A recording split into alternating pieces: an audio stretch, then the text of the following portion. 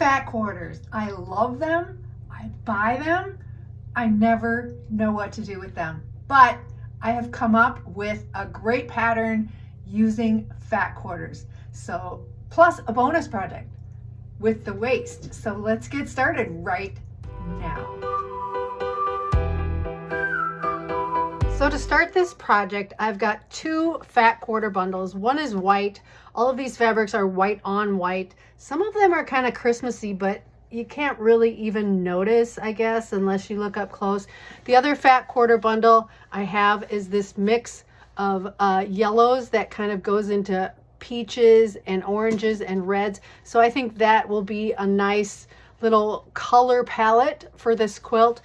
Each fat quarter bundle has 10 fat quarters in it.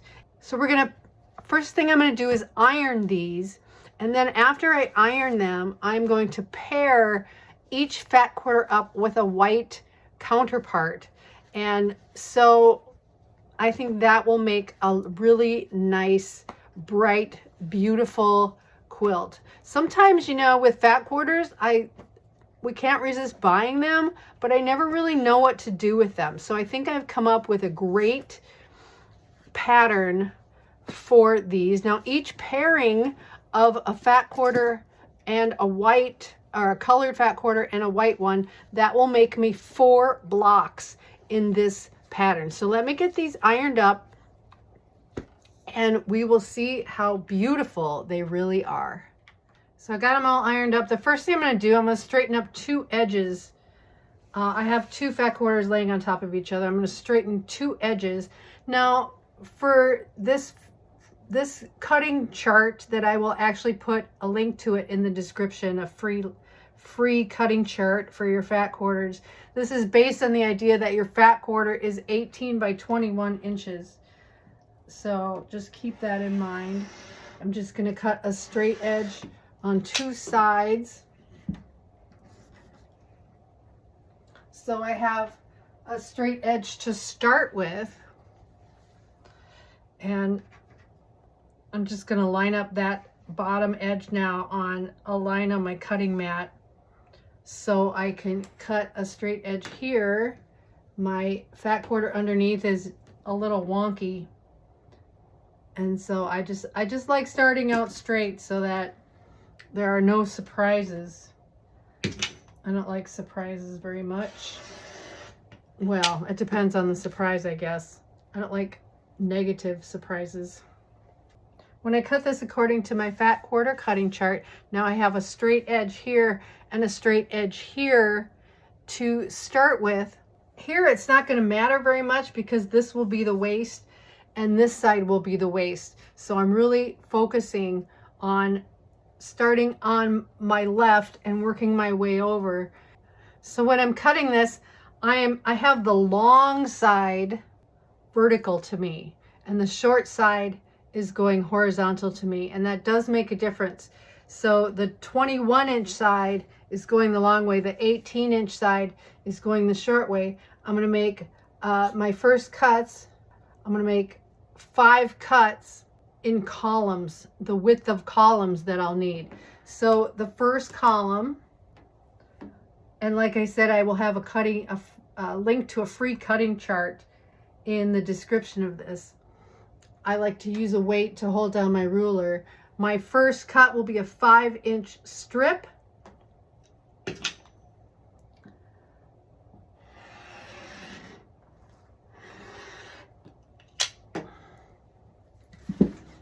I'm just going to move that over a little bit. I have a feeling it didn't cut all the way through. I've got a 60-inch rotary cutter coming in the mail today. I'm pretty excited about that. I've never used a big one like that before, but I'm ready to give it a shot. So there is my 5-inch strip. And then the next ones, I'll be cutting 3 2.5-inch strips. And this is easy for me to remember. 3 2.5-inch strips. And then after we cut these strips, then we'll subcut them. And there's one, and I'm just moving them to the side as I cut them. And like I said, I have the white one underneath, so I'm cutting 2 fat quarters at a time.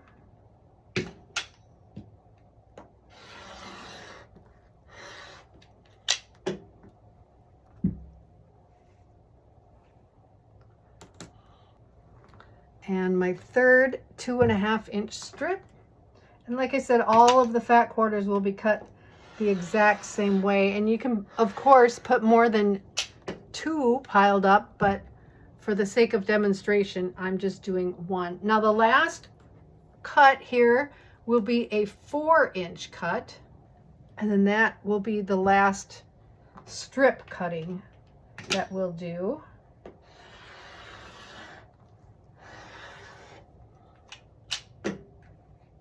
And this will go in my strip bin, my strip scrap bin, to be cut down later. Now for the sub cutting, I'm going to move these aside a little bit.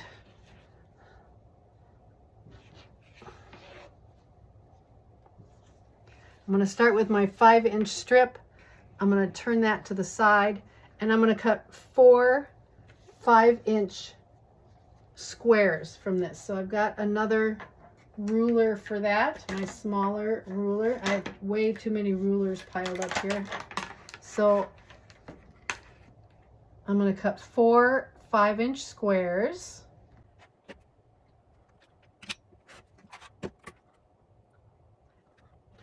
I just never know what to do with fat quarters. I mean, I buy them because they're pretty. This quilt will also look nice in scraps.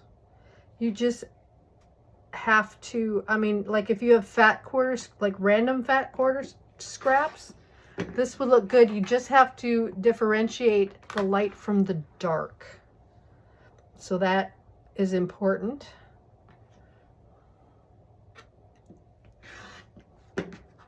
So I've got 4 sets of 5-inch squares. This is waist up here. And for my first 2.5-inch strip, I'm going to cut 4 5-inch strips. So you will have 4 strips, well 8 because they're doubled, but 4 cuts that are 5.5 by 2.5. So there's 1. Trying to organize all these so you can see what I have.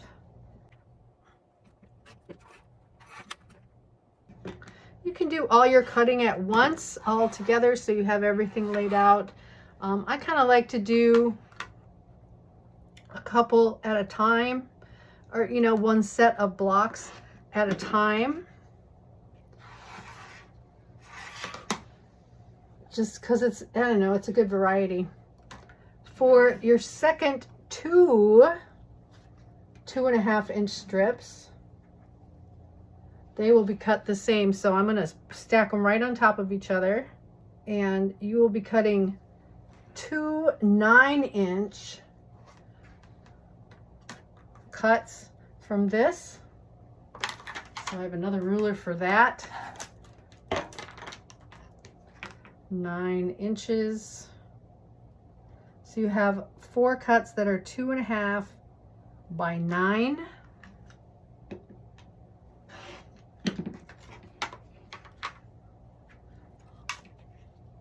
This fabric is so cute. It's got little fish. I think that's adorable.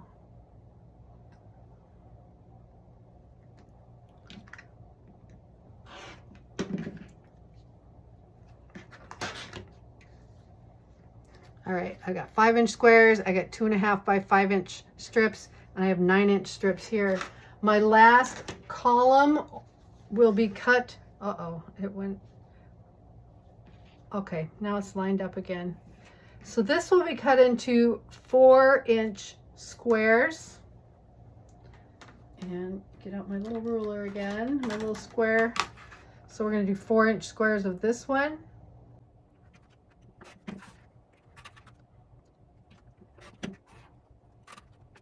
Now we won't use all of these squares in the block. However, we're still going to save them because I am going to use them in the border. So I want to get as little waste out of this as I can. If you don't want to use the extras in a border, that's okay, because you put them in your scrap boxes or bins and they will be cut already to usable sizes. I think this is waste, but I'm going to go ahead and cut this into a 4-inch square anyway.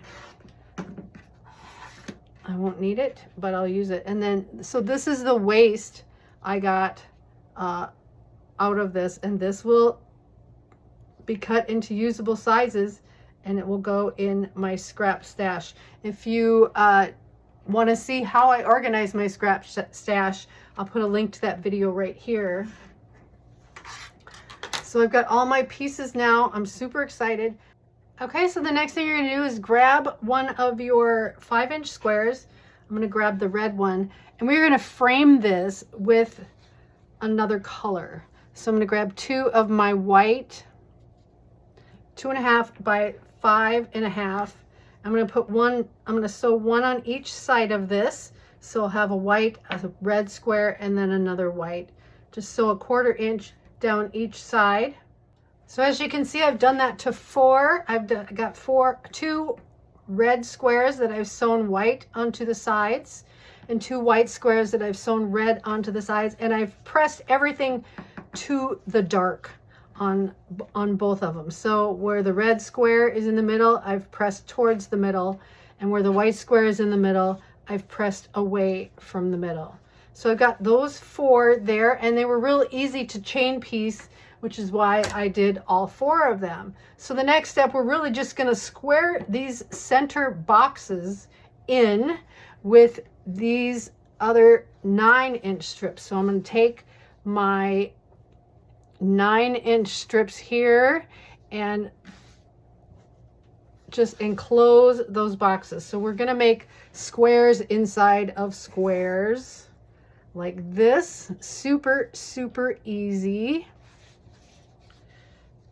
And we can chain piece all this on too. And so I like to put everything just on my rotating cutting mat and just line them all up like this. And I stack them like this and like this. And I stack them all up here, so that when I take them to the sewing machine, I'll just have them right there next to me, and I can chain piece the crap out of those things. So let me go chain piece all those together, and I'll be right back.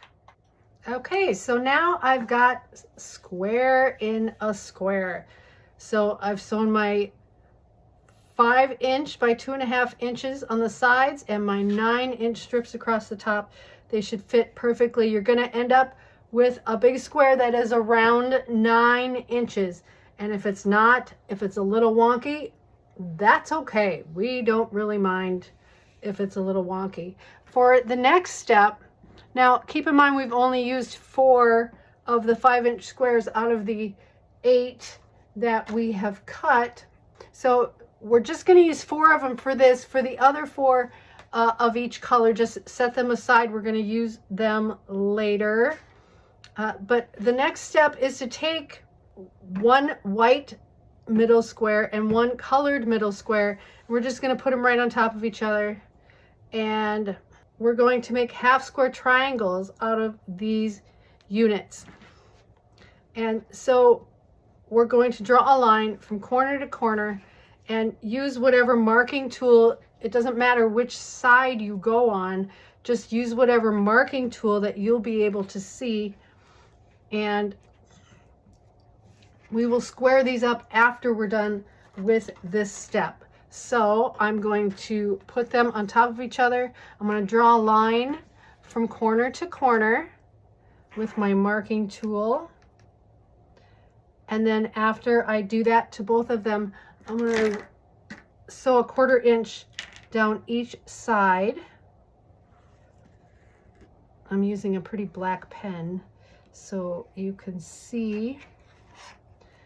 I'm going to sort of 1/4 inch down each side of this, and we'll end up with 4 big old half square triangles. I'm going to do it to both. I'm going to kind of chain piece them so I can get them both done at one time. It's pretty easy to go from corner to corner if it's not lined up perfectly, because maybe your squares are a little wonky or whatever. It's okay. Like I said, we're going to square these up. Whoa, there goes my cap. After we sew them together. So I've sewn a 1/4 inch down both sides of that line, and now I'm just going to cut right on the line that we drew. You got some seams you're cutting over there, so make sure you press down nice and hard. And I've got my second one right here. So like I said, this will be the start of your 4 blocks, and we're almost done. After we press these open, we've only got one more step. So you will end up with a piece that looks like this. You'll end up with 4 pieces that looks like this. And so I'm going to press these, and then I will come back. Okay, here we go. So now I've got 4 identical blocks, and I think they're pretty sharp looking good if you ask me. And I did press these to the diagonal pressing. I pressed them to the darker triangle so that it wouldn't create a shadow in the white. So you can't avoid that, like up in here and things like that, but I just want my half square triangles in the middle to be nice and crisp. So we're going to square these up right now. And to square them up, I'm going to turn the diagonal so I can get my ruler on there. And I want my diagonal line to go right up that seam. And then my 2 inch, where my 2 inches intersect, I'm going to have that be right at the corner of this half square triangle. So get it lined up as best as you can, keeping that diagonal line right there. And then I am going to trim the 2 edges. That'll get rid of your dog ears as well. And then I'm going to turn around and do the same thing. I'm not going to use my edge along here, but I'm going to again use that 2 inch where the 2 inch lines intersect. That's going to be right at the top of that half square triangle. And this should give you about an 8 inch block. Just going to trim those now. So that should make every block nice and consistent. So now this block measures, let me take a look. This block measures about 8 inches. And yours may vary depending on your seam allowance. I know seam allowances can be off, but if you just go by that 2 inch mark right at this corner of your half square triangle, on all of your blocks, they will all be consistent. So we're going to square up all of our blocks in the same exact way. All right, so I've got all of my blocks squared up, and they are looking pretty cute. I really like them.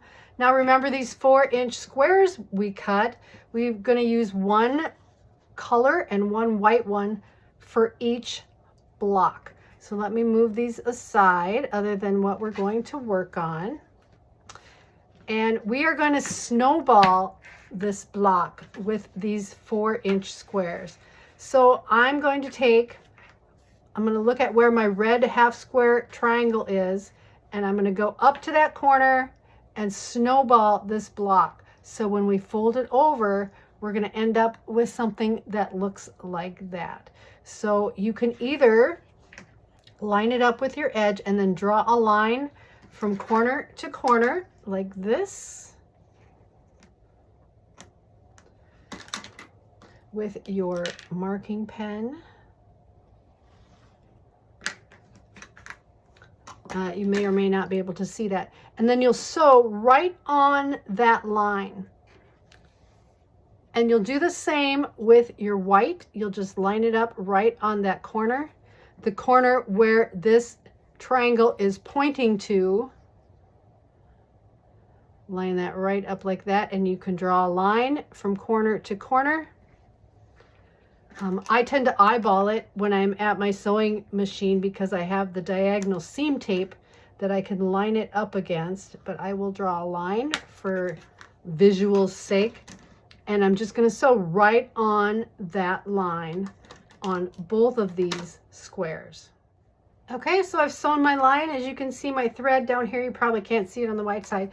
Now I'm going to trim that 1/4 inch away from that seam. So I'm going to put my 1/4 inch line right on that seam and trim. You can keep these or don't keep these. I'm going to leave that up to you. I'm going to do that on both sides as long as I'm here.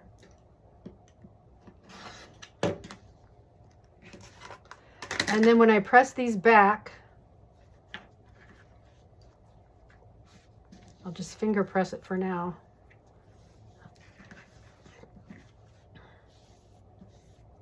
This is the block that we are going to end up with. And this is the only block that is in this quilt. I love this block. So let's see what it looks like when we put 4 of these together.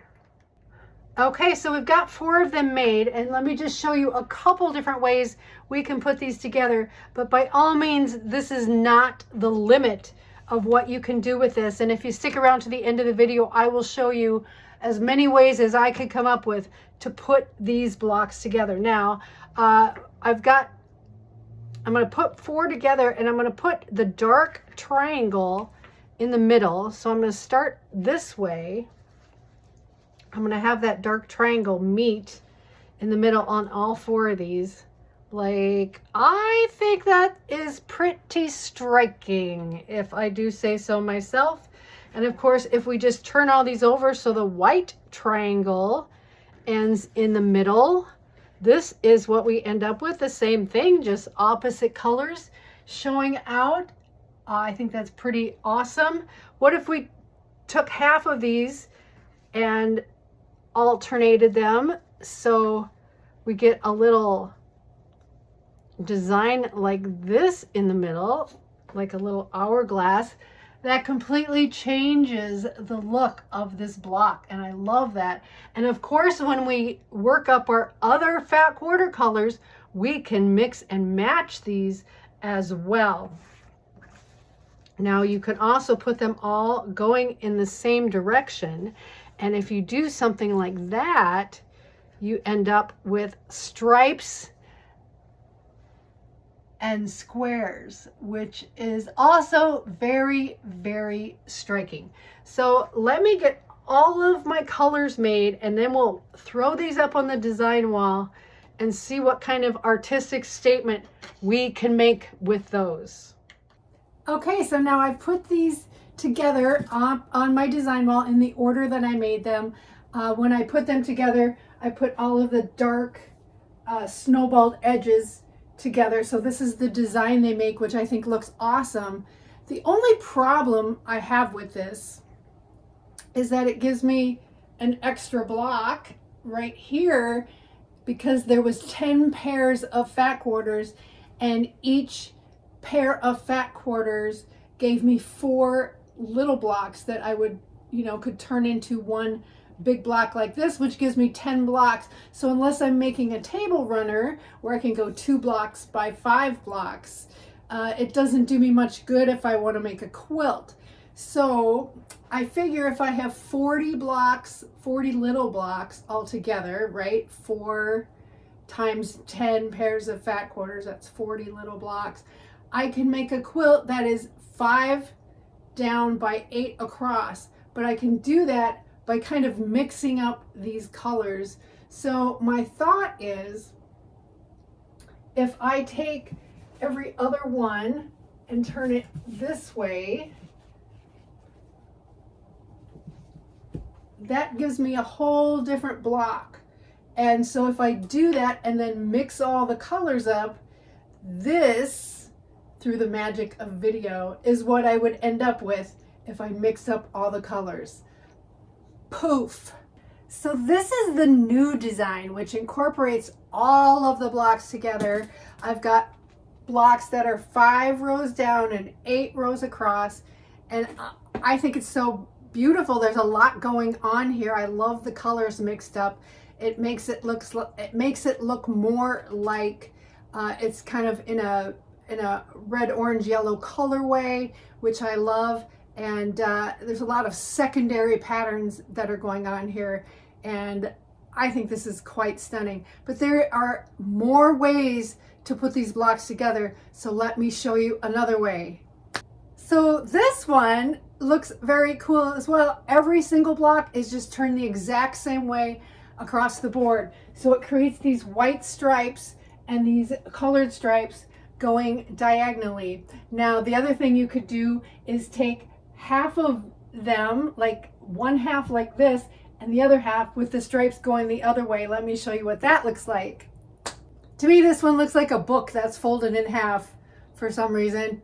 It looks very cool. So there's just tons of ways that you can make these blocks and arrange these blocks. And that's what I love about a quilt block like this, is you can tailor it to whatever you want it to be. And I love that. So I'm going to show you even more. I worked this up on my EQ8. So I'm going to show you a montage of all the different ways that you can set this block. Be sure and join the Revelation Quilts Guild. It's free to join. It's on Facebook. We have a lot of fun in there, sharing pictures of what we make, sharing information. I just love being a part of this guild. And when we reach 1,000 members, I'm going to be giving away a free patterns. This is one more layout I wanted to show you. This is the original layout of the original 9 blocks, big blocks I had, except the colors are mixed up. So I've got all of the colored snowballs all grouped together in a square. So this gives that same look of the kind of flower pattern that I originally had, but the colors are just mixed up. So I just wanted to give you that option too as a possible. But here's the montage. Enjoy and do all those things that, you know, everybody has you do, like, subscribe, and all that stuff. Thank you again to all of my members who are so vital and helpful to me in my quilting journey. Much love, everybody. Stay tuned.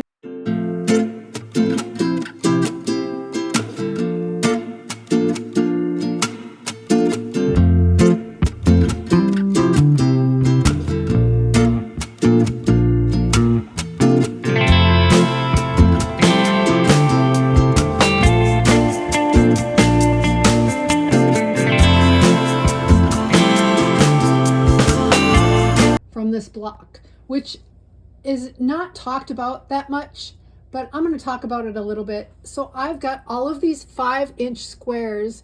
If you remember, we out of our fat quarters we cut 4 5-inch squares. So the obvious choice for me is to turn these into half square triangles, because there is a white and a colored square of each one. So I can get 2 half square triangles out of each pairing. So to me, that's an obvious choice. I've got all these triangles left over from when I snowballed my corners.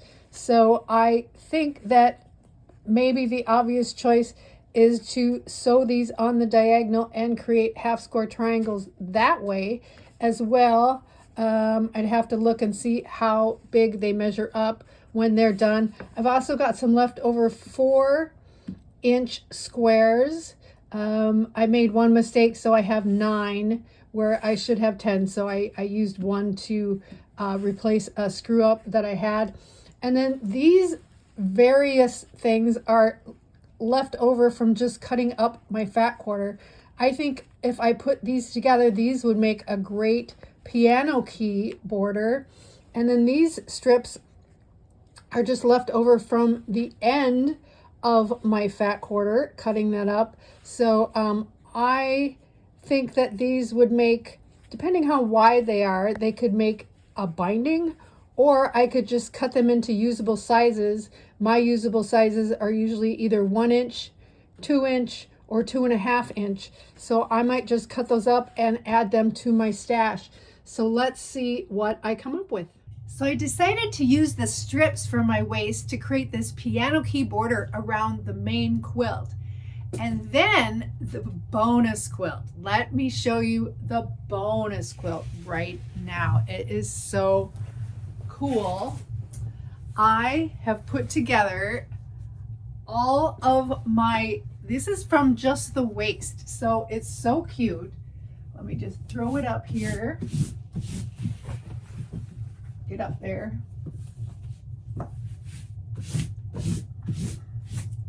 So with my 4-inch squares, the leftover 4-inch squares, I made a bunch of little hourglass blocks, and I ended up with 18 of those.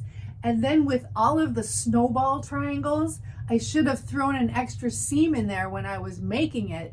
And then I ended up with all of these 3-inch half square triangles. And then these big ones around the edge are made from my leftover 5-inch squares. I made HSTs, and the only waste I have left now is I have a few of these HSTs left over and then some random strips. So I used everything. I was thinking, like, between the main quilt and this quilt, that could be a mama blanket and then a little baby quilt, or a mama quilt and a baby quilt. Or this could be a wall hanging, or even like a table topper. I just love using up the extra things. So thanks again for watching. See you next time. Don't forget to get your quilty t-shirts along the way. Bye everybody.